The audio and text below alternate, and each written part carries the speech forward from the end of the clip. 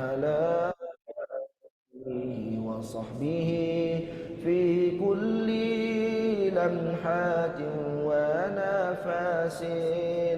ونفس بعدد كل معلوم لك. اللهم صل صلاة كاملة وسلم سلاما تاما على سيدنا محمد الذي تنحل به العقد وتنفرج به الكرب وتقضى به الحوائج وتنال به الرغائب وحسن الخواتيم ويستسقى الغمام بوجه الكريم وعلى آله وصحبه في كل لمحات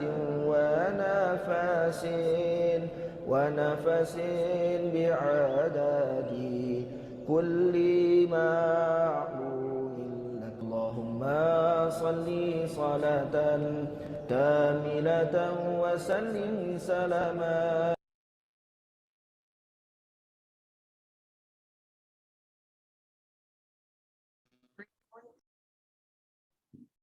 Bismillahirrahmanirrahim. Alhamdulillah nahmaduhu wa nasta'inuhu wa nastaghfiruh.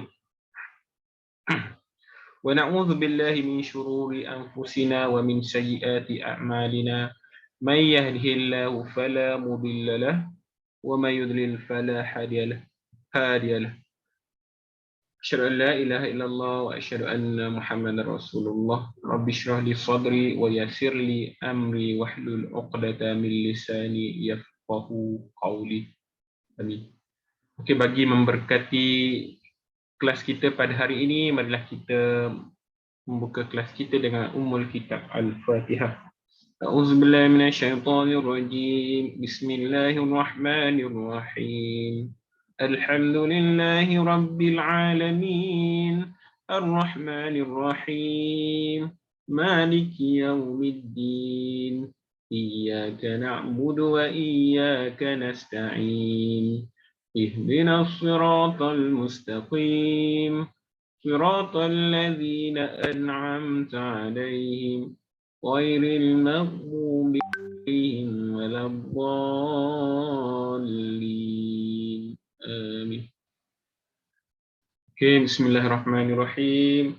Assalamualaikum warahmatullahi wabarakatuh. Apa khabar semua?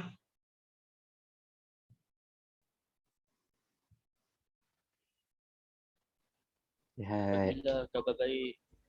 Ya. Okay. Okay, bagi yang belum buka kamera, boleh buka kamera, okay. Dan boleh bersedia, okay. Bersedia dengan buku teks, alat tulis, dan catat apa yang kita belajar pada hari ini. Okay. Okay. Kita akan sambung pembelajaran kita, okay. Pembelajaran kita yang seterusnya, iaitu pelajaran kita pada minggu lepas, okay. Minggu lepas kita dah belajar sejarah perkembangan dan sumber perundangan Islam. Okey, itu pada muka surat 164. Okey, hari ini kita akan sambung pada muka surat 165. Okey, bagaimana perundangan ini? Perkembangan. Okey. Perkembangan perundangan di dalam Islam. Okey. Bila kita sentuh bab perkembangan, semestinya lah sekali sumber itu turut serta sekali. Sebab bagaimana kan perkembangan Islam ni, sumber dia daripada mana? Daripada apa? Daripada Al-Quran dan As-Sunnah. Pada awalnya daripada Al-Quran dan As-Sunnah, itu adalah sumber dia, Dan perkembangan itu adalah perkembangan pada mengikut zaman. Mengikut zaman. Seperti yang kelas lepas kita dah lihat, perkembangan tersebut pada zaman Rasulullah SAW, zaman Nabi, semasa Nabi di Mekah, semasa Nabi di Madinah, dan dua zaman saja yang kita sentuh pada minggu lepas, iaitu zaman Nabi dan zaman sahabat. Okey. Itu 13 tahun di Mekah dan 10 tahun di Madinah. Okay, pada zaman sahabat. Okey, fokus kita sekarang adalah perundangan. Fokus kita, tajuk dia perundangan. Dan apa yang kita belajar dalam perundangan itu, apa yang kita akan bahaskan, topik dia dalam perundangan itu adalah perkembangan dia dan sumber. Okey, perkembangan dan sumber dia. Okey, sebenarnya kita pergi kepada nombor 3, itu pada muka surat 165. Zaman tabi'in. Okey, zaman tabi'in pula terbagi kepada dua. Yang satunya adalah pada ketika perkembangan fiqh, itu masalah fiqh. Masalah fiqh satu, masalah fiqh, masalah fiqh lah. Okey, masalah fiqh tentang macam mana batal tak wudu kalau darah, kalau tangan berdarah. Salah satu contohnya. Okey, masalah fiqh lah contohnya. Okey. Dan yang keduanya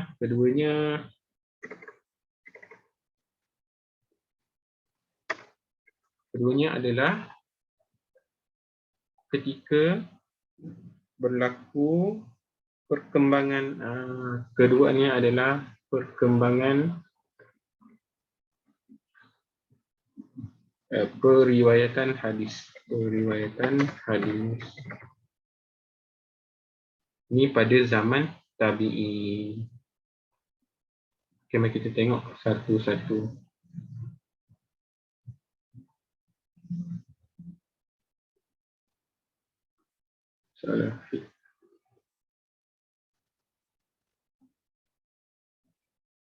Masalah fiqh sehingga apa? Sebab dah meluas kan? Sebab dah meluas, Islam dah tersebar luas, penyebaran Islam tu dah luas sampai ke negara China dan sampai ke Sepanyol. Apabila Islam tu sudah berkembang luas, maka terjadilah khilaf. Khilaf ini adalah perbezaan pandangan. Okey, kita tengok.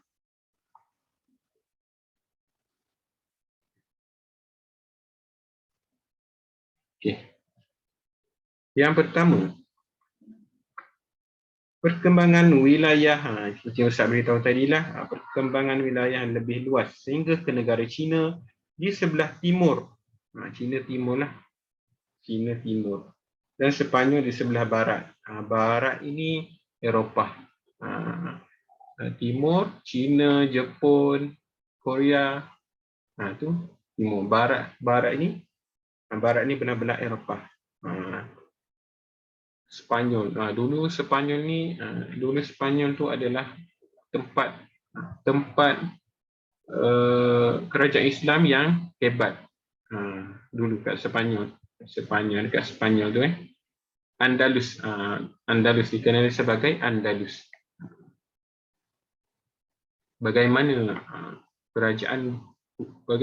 orang Islam boleh menjatuhkan Islam sehingga menjadi bukan negara Islam. Padahal Sepanyol dulu tu, Andalus tu negara Islam yang kuat. Sepanyol. Okey. Yang pertama kenapa? Yang pertama adalah kerana perkembangan wilayah.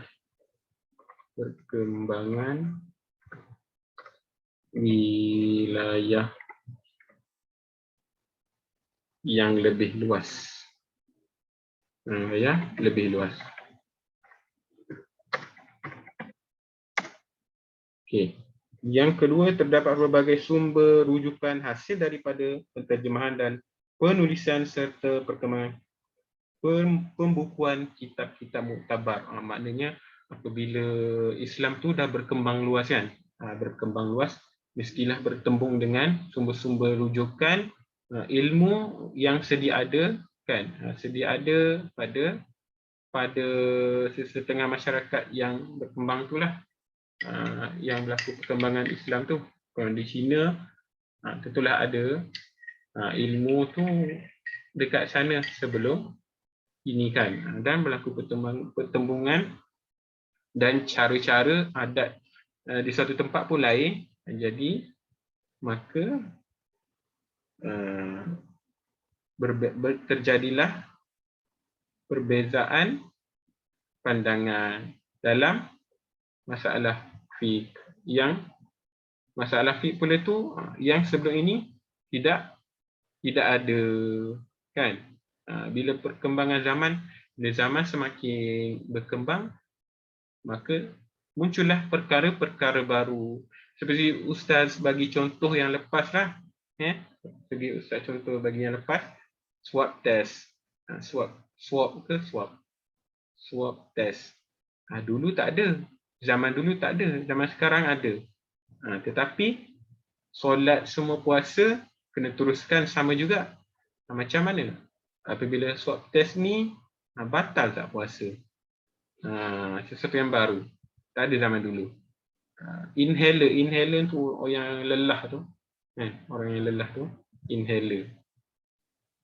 Dulu tak ada, sekarang ada. Inhaler tu batal tak puasa? Guna inhaler tu. Jadi terjadilah perbezaan pandangan. Walau bagaimanapun tak batal kalau inhaler tu. Untuk puasa tak batal puasa. Swab test pun tak batal puasa. Okey. Perkembangan wilayah lebih luas. Yang kedua, terdapat berbagai sumber rujukan hasil dari penterjemahan penulisan serta pembukuan kitab-kitab muktabar. Okey, terdapat berbagai sumber. Yang pertama, yang kedua, pembukuan kitab-kitab muktabar.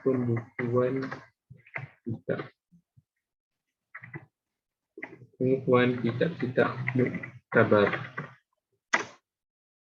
Okay, seterusnya, keprihatinan pada para khalifah kepada ilmu fiqh dan lahirnya ramai tokoh ilmuwan yang hebat. Keprihatinan khalifah, keprihatinan pemerintah, keprihatinan pemerintah.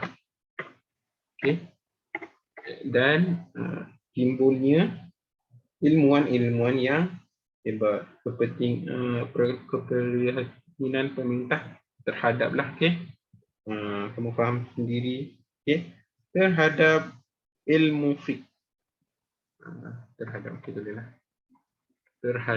ilmu fiqh lah, persoalan-persoalan tentang agama lah, fiqh. Dan seterusnya, timbul ataupun lahir ramai ilmuwan hebat. Seterusnya, kebebasan diberikan kepada para ilmuwan untuk mengeluarkan pendapat dan idea sehingga wujudnya khilaf, bebas keluar pandangan, tetapi bukanlah semua boleh bebas keluarkan pandangan. Bebas keluarkan pandangan bagi para yang berautoriti lah saja, yang layak lah, kan. Bebas keluar pandangan dalam kalangan ulama. Ulama sendiri berbeza pandangan, kan. Ulama bebas keluar pandangan Dan hadis sehingga wujudnya khilaf. Wujud khilaf. Okey, khilaf tu adalah perkara biasa. Biasalah sebab ulama mentafsirkan ayat daripada Al-Quran juga, kan? Lainlah kalau dia berbeza pandangan tu melalui dia keluarkan hukum tapi tak ada sumber, tak ada daripada ayat Al-Quran ke, tak ada daripada hadis, itu lain. Itu tak boleh. Tapi jika dia keluarkan pandangan berdasarkan sumber Al-Quran dan hadis dan dengan kaedah yang betul, itu khilaf yang tak ada masalah, sebab pemahaman sebab tak ada Nabi dah nak rujuk, kan? Nabi dah wafat.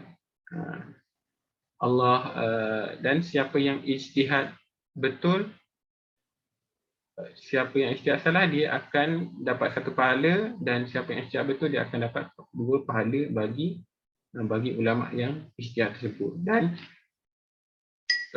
mereka yang melakukan ijtihad bukanlah orang yang biasa-biasa, bukanlah duduk sembah kedai kopi tiba-tiba keluar fatwa.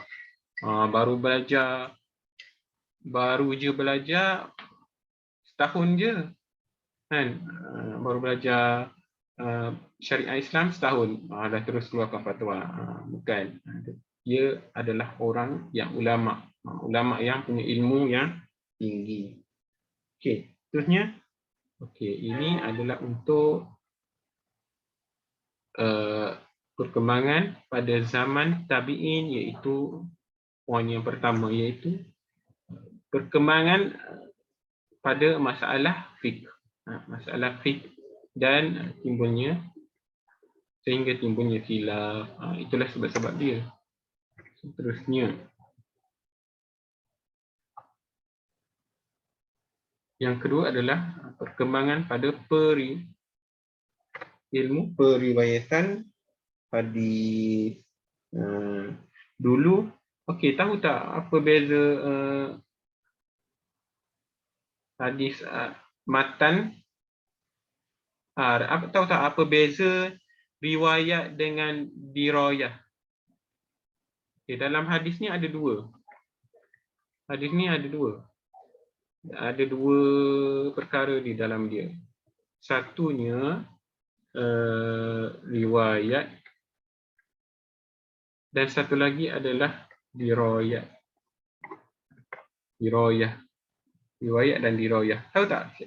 Dedas tahu tak apa beza dia? Tahu apa itu riwayat dan dirayah? Tahu tak? Okey. Daniel tahu Daniel?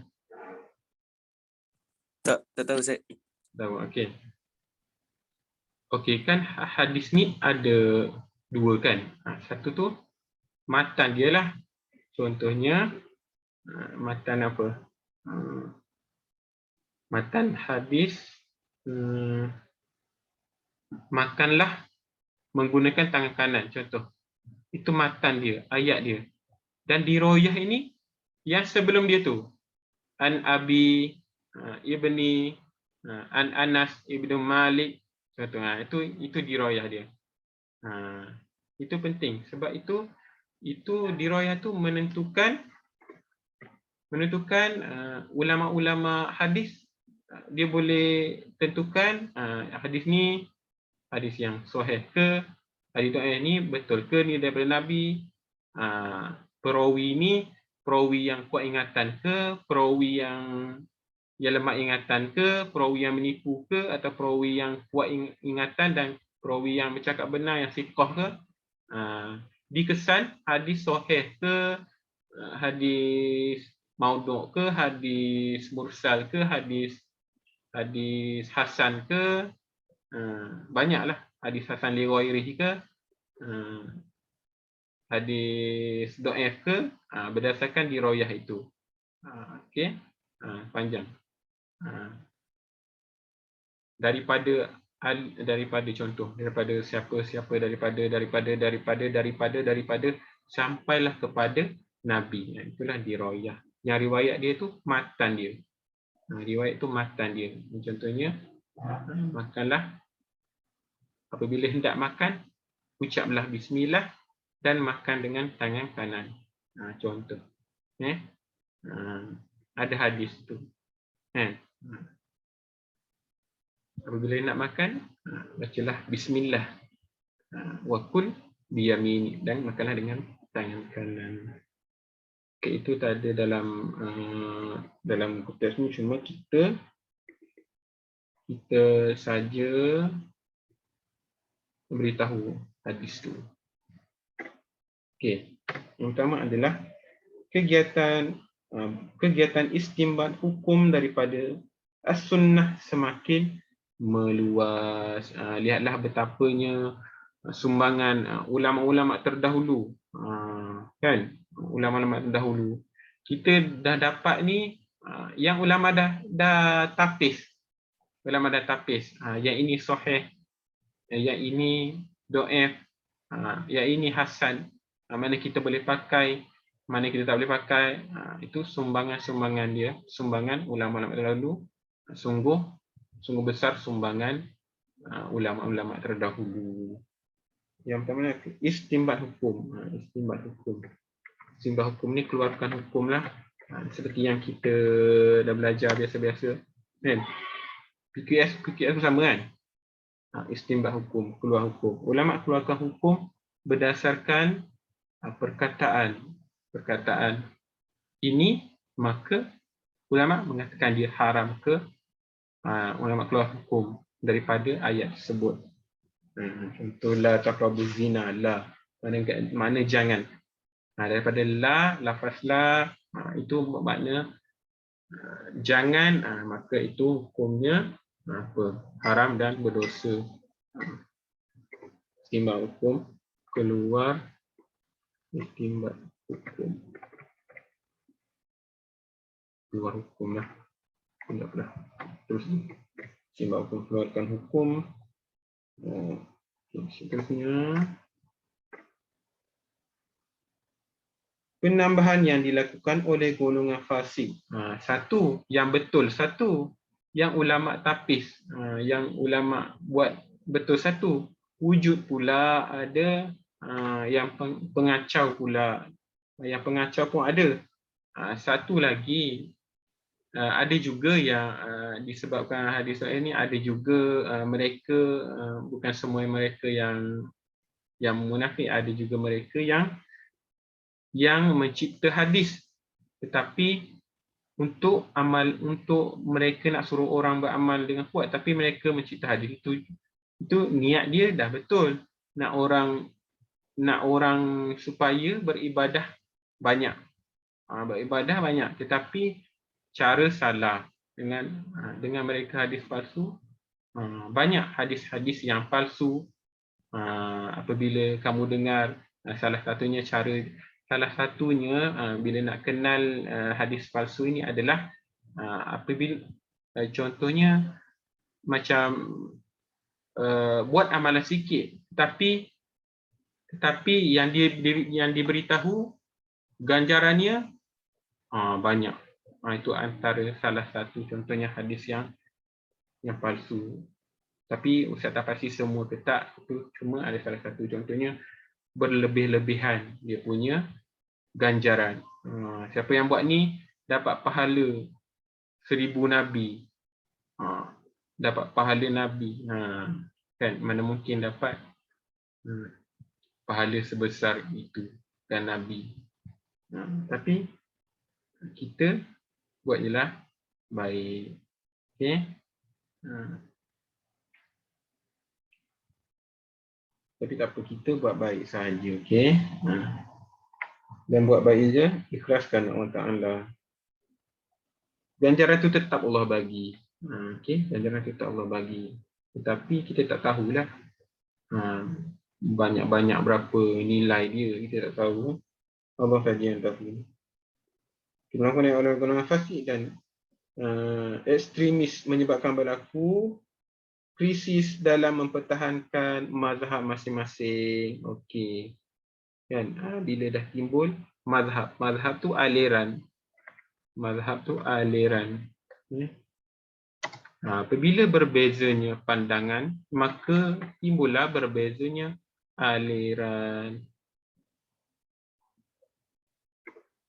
Kita masuk. Penambahan yang dilakukan oleh golongan fasik dan ekstremis. Penambahan yang dilakukan oleh golongan fasik.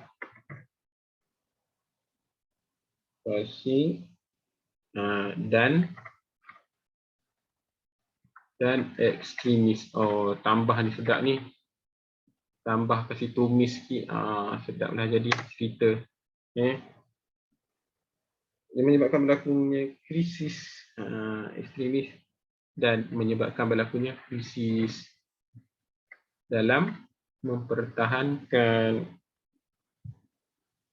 mazhab masing-masing. Mempertahankan mazhab masing-masing. Kalau mazhab yang betul tu lainlah cerita. Ini juga ada mazhab yang tak betul selain daripada ahli sunnah. Seterusnya ada nombor 3. Lahirnya dua aliran madrasah. Madrasah Al-Hadis dan Madrasah Ar-Ra'yu di Kufah dan Iraq. Satu lagi 3. A, B, C.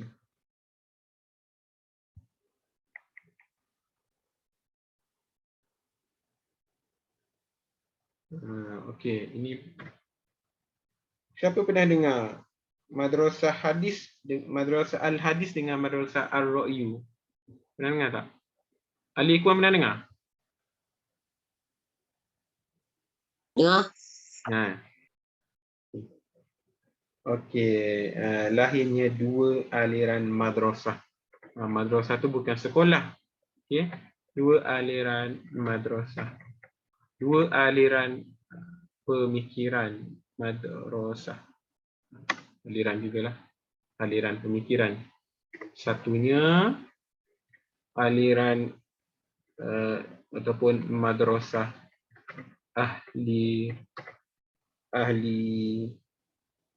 ahlul ataupun madrasah al-hadis. Dia cakap al-hadis di situ. Al-hadis. Seperti kita sekarang lah, kan? Kita pun ada perbezaan ni juga. Di Malaysia pun ada perbezaan ni juga. Tak lari sebab tengok ini perbezaan daripada zaman mana lagi, bukan perbezaan pada zaman kita. Ini perbezaan pada zaman tabi'in lagi, kan? Bukan perbezaan daripada kita. Maksudnya berbeza daripada dulu lagi. Satunya Madrasah Al-Hadis dan satu lagi madrasah ataupun pemikiran Ar-Ra'yu. Macam mana beza dia ni? Apa beza dia? Okey, Madrasah Al-Hadis ini adalah madrasah di Hijaz. Hijaz ni nama tempat kan? Hijaz. Dan Madrasah Ar-Ra'yu ini timbul di Kufah. Kufah ni Iraq lah. Pada Iraq. Okey. Ada sesiapa tahu tak? Madrasah Al-Hadis ni macam mana? Cara mereka mentafsirkan. Ada siapa tahu? Atau nak Ustaz terangkan? Ustaz terangkan, Ustaz. Okay, baik.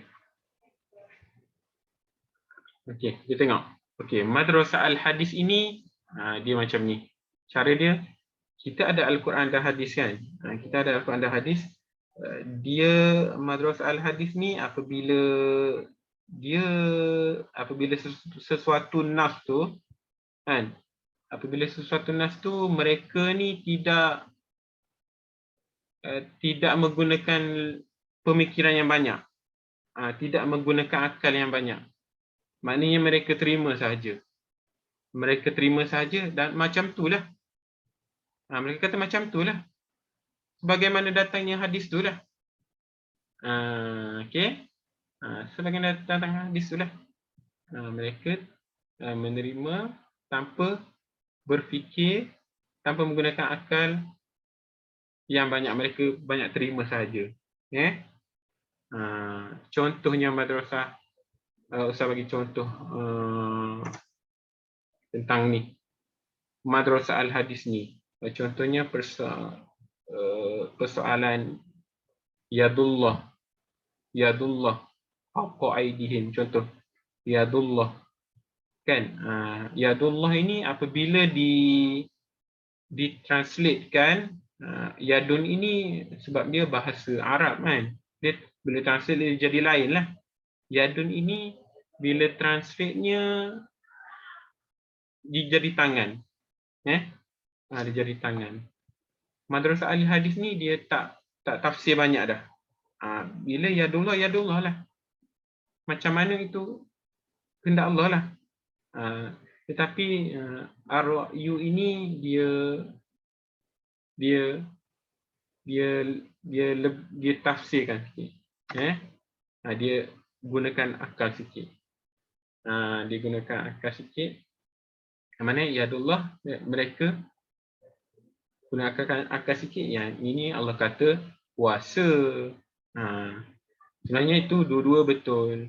Cuma itu aliran dia yang berbeza. Sebabnya apabila sebenarnya yang terbaiknya serahkan kepada Allah lah maknanya kan. Tetapi ada sebab juga kenapa mereka mengatakan yadullah itu, mereka mengatakan sebagai kuasa. Ada sebablah sejarah pada waktu itu dengan timbulnya aliran Mu'tazilah. Mu'tazilah ini golongan yang mendaulatkan akal. Dalam mendaulatkan akal, jadi diorang pun perlu nak lawan orang yang menggunakan akal, dia kena guna hujah akal juga. Kan? Contohnya awak hujah dengan orang Cina. Lepas tu awak bagi Al-Quran dan hadis. Memanglah dia tak percaya. Al-Quran tu memang dia tak percaya dah. Memanglah dia tak percaya. Okey? Faham tak maksud Ustaz? Faham tak? Memang dia tak percaya Al-Quran. Tetapi kalau nak tengok Zakir Naik kan. Dia bagi penerangan dia tu, dia masukkan logik akal.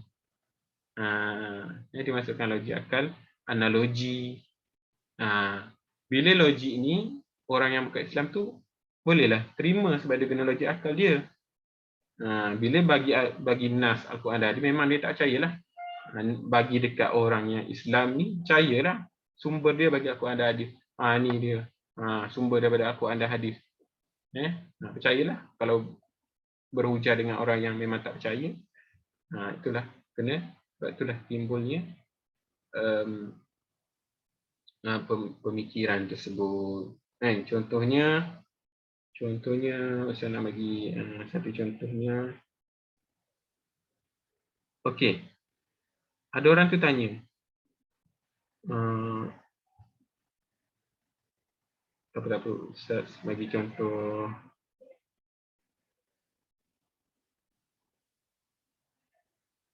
Apa itu nanti dulu Ustaz bagi lain kali. Al-Hijaz ni dia terima, siapa nak tak pandai nak terang Al-Hadis ni.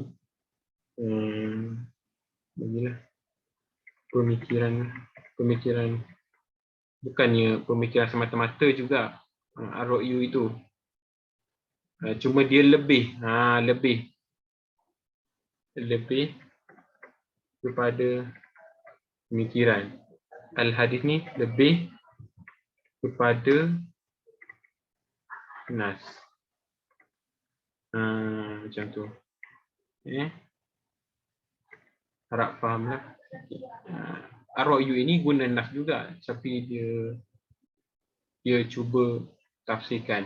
Cuba guna pemikiran yang al-hadis ni terima saja. Macam tu lah. Sebagaimana ayat Al-Quran kata macam tu lah, terima je lah. Okey. Yang keempat adalah tadi adalah pada zaman tabi'in. Zaman tabi'in, seterusnya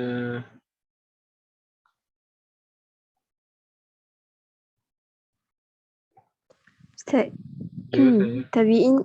tabi'in tu apa? Okey. Tabi'in ni asal daripada perkataan tabi'. Tabi' tu ikut. Tabi'in ni pengikut. Boleh? Siapa? Tasnim, boleh Tasnim?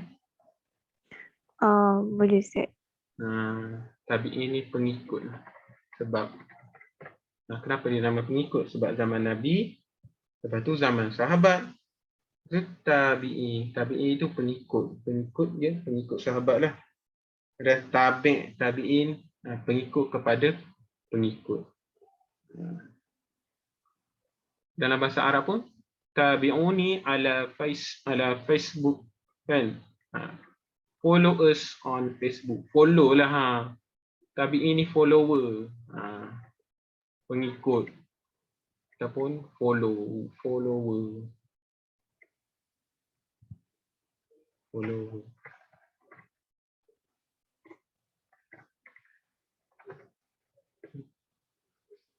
Okey.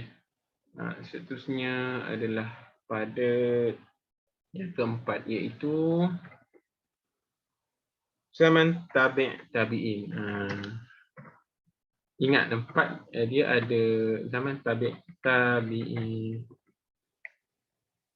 Okey, sebagai kerja rumah, Ustaz nak kamu buat nota ni dalam bahasa Jawi. Ustaz nak kamu tulis dalam bahasa Jawi. Dalam buku tulis.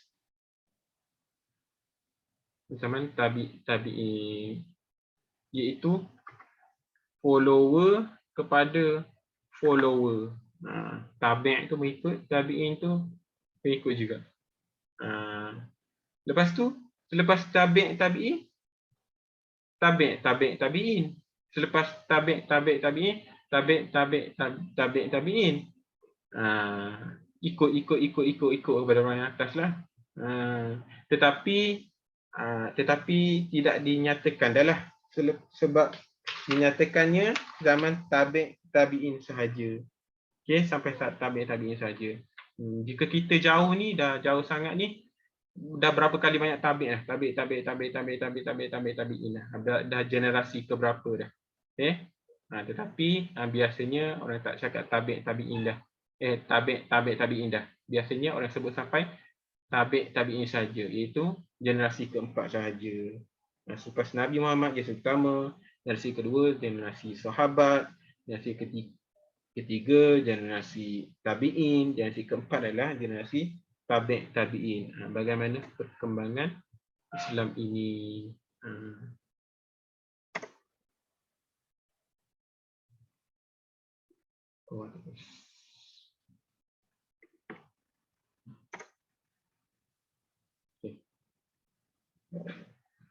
Zaman tabi'in, sumber-sumber perundangan semakin banyak dilakukan, perubahan berbanding zaman sebelumnya.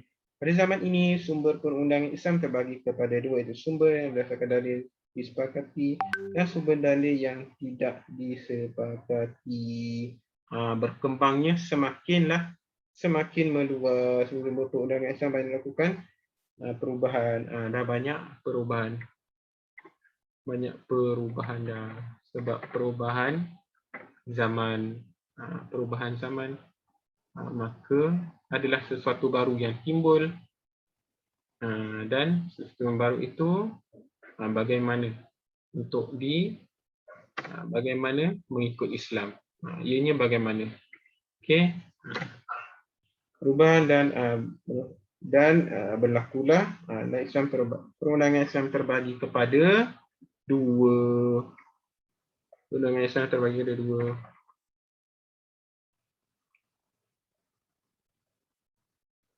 perundangan undangan lah.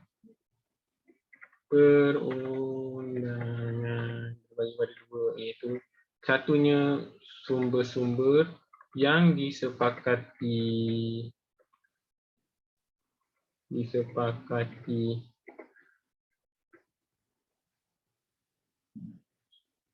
satu lagi sumber-sumber yang tidak disepakati. Ini antara ulama lah. Sumber-sumber disepakati. Yang disepakati apa? Yang disepakati adalah Al-Quran dan As-Sunnah. Tak ada ulama yang menolak Al-Quran dan As-Sunnah. Kalau ada yang menolak Al-Quran dan As-Sunnah tu, itu lari, tak betul lah. Okay?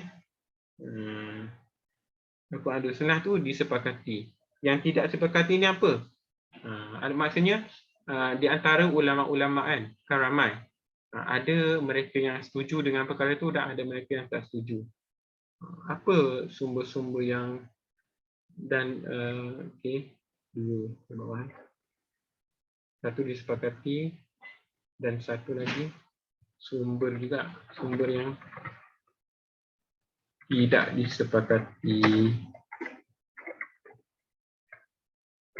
Okey. Saya baca ya. Okey, yang sepakati ni Al-Quran dan Sunnah. Yang tidak sepakati ni adalah kaedah-kaedah hukum fiqh lah. Antaranya masalih mursalah, istishab, sadduz zara'i, amal ahlul Madinah, istihsan, syar'u man qablana, qaulu sahabi dan al-uruf wal adat. Al-uruf wal adat. Okey, tentang bagaimana kaedah-kaedah ulama, bagaimana kaedah-kaedah ulama menggunakan hukum lah. Banyak. Itu dalam usul fiqh. Nanti kita akan belajar juga untuk bab seterusnya akan belajar juga. Satu-satu ni apa? Masalah musallah. Kamu kena ingat. Kamu kena ingat ini. Masalah musallah ni macam mana, istishab ni macam mana, sadduz zara'i ni macam mana, amal ahlul Madinah ni macam mana. Sadduz zara'i saya bagi satu je lah, contoh, satu contoh. Sadduz zara'i iaitu sadduz zara'i ini adalah menutup pintu yang tidak elok. Menutup pintu yang tidak elok. Sadduz zara'i. Okey. Maknanya perkara tu maksudnya terbagi dua ni. Dia baik dan dia boleh jadi juga buruk. Perkara baru ni. Kan? Dia ada baik dia, ada buruk. Tetapi untuk menutup daripada berlakunya perkara yang tidak elok, maka baik tak payah buat terus. Menutup pintu yang tidak elok terus. Okey. Yang seterusnya adalah kita habiskan itulah. Okey, itu dan seterusnya adalah ciri-ciri khusus perundangan Islam pada zaman tabi'in. Ciri-ciri khusus perundangan Islam pada zaman tabi'in. Perundangan Islam pada zaman tabi'in. Boleh faham tak setakat ni semua? Boleh. Ya. Okey. Kita beritahu je lah. Kita beritahu je lah apa dia. Pada zaman itu, ilmu fiqh telah mencapai peringkat kematangan dan kesempurnaan yang merangkumi aspek kehidupan sama ada di dunia dan akhirat. Pokok ilmu hadis yang terkemuka lahirlah pada zaman ini, antaranya pada muka surat 166. Okey. Antaranya Abu Daud yang kamu biasa dengar, Ibnu Majah, Tirmizi dan lain-lain. Kesemua ulama ini pakar dalam membincangkan ilmu hadis, riwayah dan dirayah yang saya bagi tahu tadi. riwayah itu adalah riwayat itu matan hadis tersebut. Apa yang dinyatakan dalam hadis, dan diriwayah ini adalah an Abi Hurairah radhiyallahu anhu qala an tu siapa daripada siapa itu diriwayah. Dan ilmu al-jarh wa ta'dil ini yang saya beritahu tadi, maknanya ilmu al-jarh wal ta'dil ni ulama dia tahu perawi ini duduk dekat mana, semua dia tahu. Perawi ni kuat ingatan ke, perawi ni lemah ingatan ke, semua dia tahu, ya. Maknanya ilmu hadis tu, disiplin ilmu hadis tu sangat hebat, ya. Mustalah hadis, mustalah hadis ini banyaklah kamu belajar. Hadis ni ada hadis yang terputus dekat tengah-tengah. Dari segi periwayat dia terputus dekat tengah-tengah. Tetapi matan dia sahih. Macam mana? Dia panggil apa hadis tersebut? Ya, dia panggil apa? Lahir ramai tokoh ulama-ulama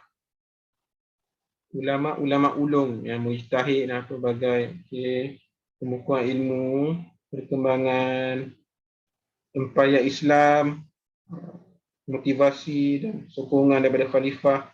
Ini boleh baca sendiri, ya, dekat muka surat 196 ni, dan buat nota. Baik Ustaz. Okey, buat nota untuk ini. Ambil yang keyword penting saja. Perkataan-perkataan yang penting saja.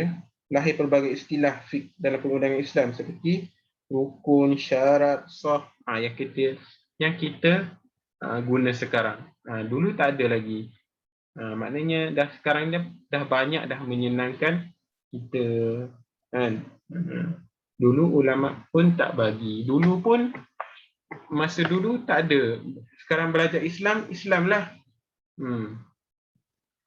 Islam dalam Islam tu ada hadis, ada syariah, ada usuluddin, ada Quran Sunnah. Tetapi bila dah berkembangnya ilmu, maka terjadinya pengasingan. Contoh macam awak sekarang, awak belajar Quran Sunnah lain, awak belajar usuluddin lain, awak belajar syariah lain, awak belajar syariah Islamiah lain. Tapi semuanya dulu itu dalam Islam dia satu. Masa dulu belajar Islam, belajarlah semua. Dan apabila pergi universiti lagilah dia asing-asingkan, sebab dia ada pakar lagi, kan. Pakar lagi. Yang ni pakar sejarah saja. Sejarah dalam hadis. Yang ni pakar dalam Al-Quran saja. Kan? Sebenarnya di situ tu ada jugalah kelemahan dia sikit. Ada kelebihan dan kelemahan dia. Sebab bila orang yang dia belajar Al-Quran saja, dia belajar pakar Al-Quran saja, tetapi dia kurang tahu, kurang mahir soal hadis. Contoh, orang tu dia pakar bab grammar bersyarat saja. Dia kurang tahu perkara-perkara lain. Dia pakar dalam hadis saja, tetapi perkara lain dia tak tahu. Tapi baguslah untuk kita. Maksudnya kita, kalau kita nak tanya orang yang pakar dalam ilmu tu. Tanya orang yang tahu dalam ilmu tu. Contohnya macam doktor. Doktor dengan mekanik. Awak tanya hal yang doktor dekat mekanik, memanglah dia tak dapat jawab. Tanya hal-hal yang berkenaan doktor, tanyalah kepada doktor. Tanya kepada ahli dia. Berkenaan dengan Al-Quran, contoh, aku ada banyak juga ilmu, kan. Ada ilmu tajwid, kan. Ada ilmu tafsir, pecah lagi. Awak pergilah tanya orang yang mahir di dalam ilmu Al-Quran, kan. Kalau soal hadis, tanyalah orang yang paling mahir di dalam ilmu hadis. Okey. Apabila berkenaan contohnya vaksin ke, berkenaan hospital, tanyalah doktor. Dia pergi tanya kawan awak tu, kawan awak bukan tahu sangat. Okey. Okey, seterusnya. Boleh tengok muka surat 197 yang seperti ini adalah seperti yang kita beritahu tadilah. Cuma dia ringkaskan. Okey, boleh tengok dekat muka 167 tu. Dia ringkaskan, itu seperti yang kita dah baca tadi, iaitu pada 4 zaman ini. Okey, zaman Rasulullah SAW, iaitu terbagi pada zaman Mekah, Madinah, zaman tabi'in, sumber dia. Sumber bagaimana hukum ini nak ditentukan. Sumber ni daripada asal manalah. Penting sumber ni. Awak dapat daripada mana cerita ni? Mana dalil dia? Pentinglah kan. Kita nak tahu dalil bukanlah. Sebab apa kita nak pasti, kita nak belajar, nak tahu. Sumber Al-Quran, hadis, qiyas, ijma' pada zaman tabi'in. Dan pada zaman sahabat, Al-Quran, hadis, qiyas, ijma'. Qiyas tu adalah dengan menggunakan dalil bagi masalah-masalah yang tidak ada pada zaman dulu. Contohnya rokok lah, saya kata tadi kan. Rokok zaman dulu tak ada. Dia guna qiyas. Dia ambil dalil, sesiapa yang memudaratkan diri, maka hukumnya berdosa. Jadi dia ambil qiyas. Kaedah qiyas di situ, maka digunakan sesiapa yang isap rokok, dia telah memudaratkan diri sendiri dan hukumnya haram, berdosa. Itu qiyas. Sesuatu yang tak ada pada zaman dulu. Rokok mana ada, kan? Zaman sekarang baru ada. Okey, Al-Quran, hadis, qiyas, ijma'. Dan bila tabi'in terpecah kepada dua yang kita kata tadi, iaitu satu, sumber yang disepakati dan sumber yang tidak disepakati. Boleh tengok dekat situ. Boleh buat nota. Sumber yang disepakati dan sumber yang tidak disepakati. Okey, nanti ada satu tajuk sahaja berkenaan dengan sumber disepakati dan sumber tidak disepakati ni. Yang tu kamu kena ingat. Kena ingat. Musalah ni apa? Istishab macam mana? Di dalam sulfit. Okey, seterusnya. Okey, kepentingan perundangan Islam. Kepentingan perundangan Islam ni, tak apa, yang ni boleh fikir sendirilah. Maksudnya bukannya fakta yang kita kena ingat. Kepentingan. Cumanya, kepentingan ni memang baiklah. Ingat, mudahlah ingat kepentingan ni. Kepentingan perundangan Islam dalam kehidupan. Kepentingan perundangan Islam dalam kehidupan. Apa dia? Kepentingan dia. Apakah kepentingannya? Memberi penekanan ke arah memperkukuhkan akidah yang sahih agar terbentuk akhlak yang mulia. Akidah, akhlak. Okey. Bagaimana kita lihat pada minggu lepas kita dah belajar, Islam datang dulu, suruh puasa terus ke? Tak. Suruh buat haji terus ke? Tak. Islam datang, betulkan akidah dulu. Akan melaju kita step by step, betulkan akidah dulu. Betulkan akidah dulu, betulkan akhlak dulu, barulah buat perkara-perkara seterusnya. Okey. Tapi janganlah pula Ustaz, akidah saya tak betul, saya tak nak solat. Sebenarnya solat itu akan membuatkan kamu beriman.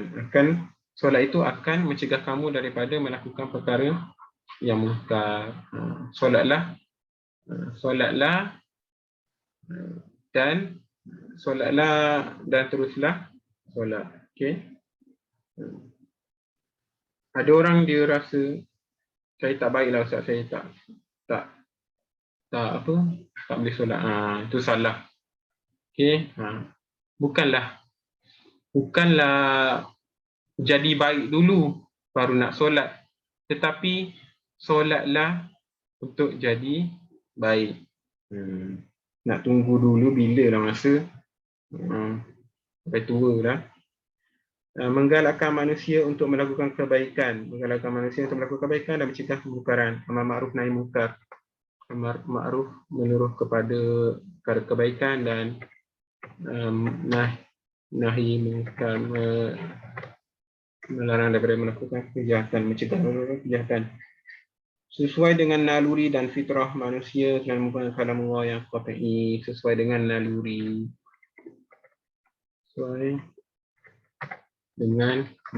Sikit lagi.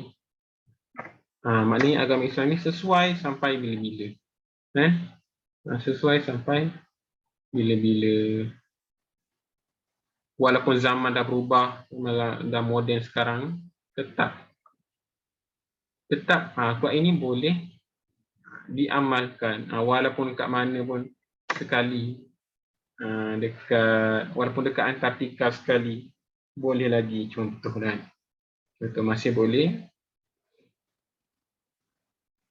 boleh diamalkan. Okey, seterusnya nombor 4, menjamin kesejahteraan.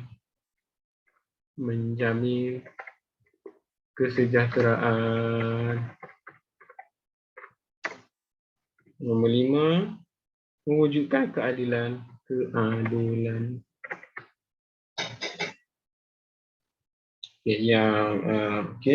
Sikit lagi. Last.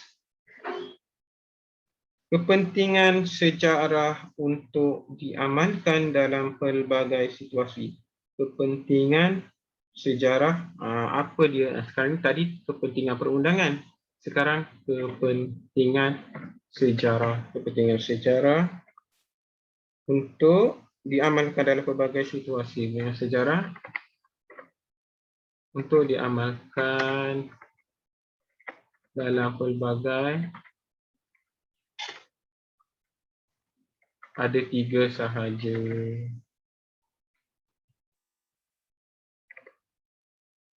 Okey, tugasannya saya nak kamu buat nota. Buat nota dalam tulisan Jawi, sebab nanti kamu kena jawab dalam tulisan Jawi. Dan ini saya nak bagi mudah faham. Senang. Kepentingan sejarah ataupun kepentingan sejarah secara bahasa mudahnya. Kepentingan sejarah berkaitan dengan topik kita ini. Pertama, apa kepentingan dia?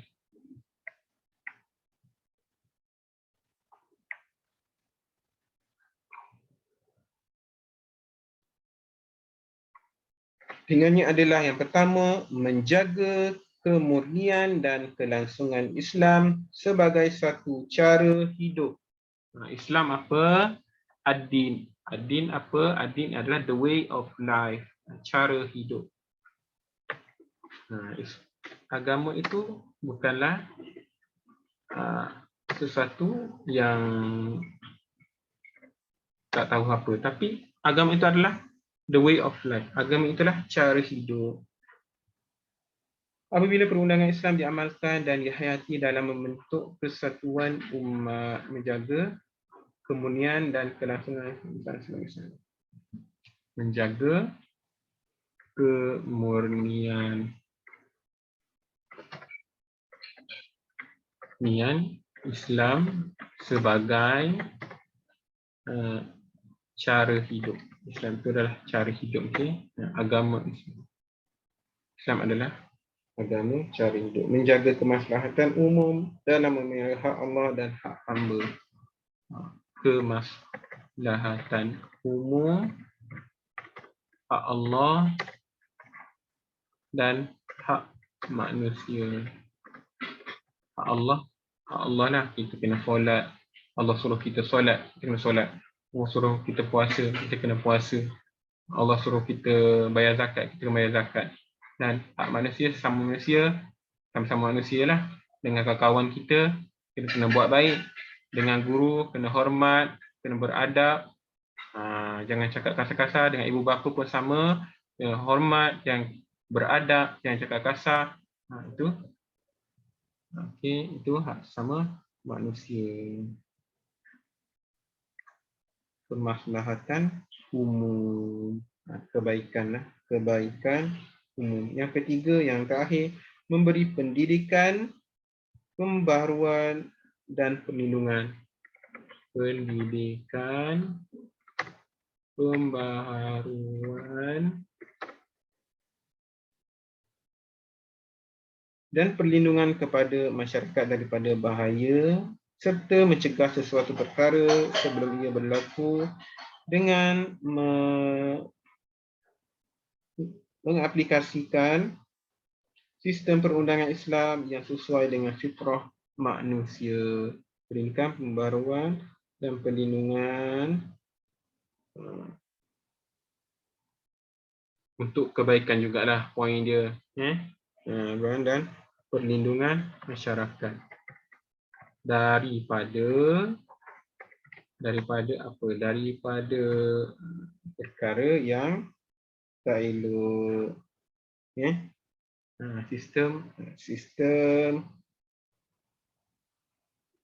Sistem perundangan Islam yang sesuai dengan fitrah manusia.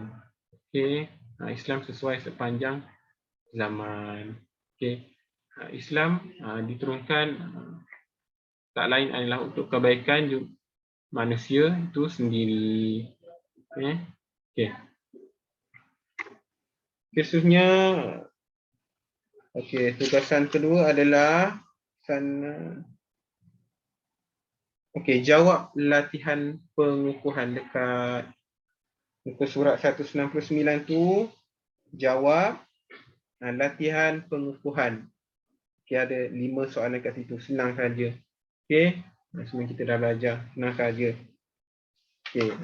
Untuk syariat Islamiah ni kena buat nota lah, kena ingat. Itu saja. Kita tangguhkan kelas kita dengan tasbih kafarah dan suratul Asr. Subhanakallahumma wa bihamdika asyhadu an la ilaha illa anta astaghfiruka wa atubu ilaik. Bismillahirrahmanirrahim. Wal 'asr innal insana lafi khusr illa alladhina amanu wa 'amilus solihati wa tawasaw bil haqqi wa tawasaw bis sabr. Aqulu qawli hadha wa astaghfirullah li wa lakum. Wassalamu alaikum warahmatullahi wabarakatuh.